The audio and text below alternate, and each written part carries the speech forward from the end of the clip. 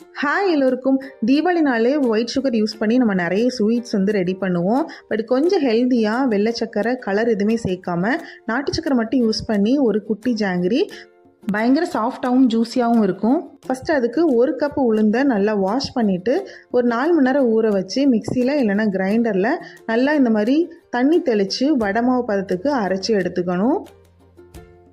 மாவு வந்து இந்த பதத்தில் இருக்கணும். அடுத்து 1 டேபிள் ஸ்பூன் அரிசி மாவு, ஒரு பிஞ்ச் மட்டும் உப்பு சேர்த்து மாவு வந்து நல்லா அடித்து இந்த மாதிரி கலந்து தனியாக எடுத்து வச்சுக்கலாம். அடுத்து பாகு சேர்க்குறதுக்கு நான் 1 கப்பு நாட்டு சக்கரை எடுத்துருக்கேன். 1 கப் தண்ணி சேர்த்து நல்லா கொதித்து வரணும். கொதிச்சதுக்கு அப்புறமா ஒரு 4 நிமிஷம் அப்படியே விட்டுட்டிங்கன்னா லைட்டாக வந்து பிசுபிசுப்பு தன்மை வரும். அதுதான் கரெக்டான கன்சிஸ்டன்சி. அடுத்து கொஞ்சமாக ஏலக்காய் தூள், ஒரு 1/2 டீஸ்பூன் லெமன் ஜூஸ் விட்டு அதை தனியாக எடுத்து வச்சுருங்க. ஜாங்கிரி மாவு வந்து இந்த மாதிரி ஒரு பிளாஸ்டிக் பாட்டில் இல்லைனா ஒரு பால் கவர் இல்லைனா பைப்பிங் பேக்கில் போட்டுட்டு எண்ணெயை வந்து நல்லா ஃப்ளாட்டான பாத்திரத்தில் ஊற்றிக்கோங்க. எண்ணெய் மிதமான சூடில் இருக்கணும். இந்த மாதிரி லைட்டாக ரவுண்டு ஷேப்பில் பிழிஞ்சு விட்டு நல்லா பொன்னிறமாக பொரிச்சு எடுத்துட்டிங்கன்னா சூப்பராகவே ரெடி ஆகிடும்.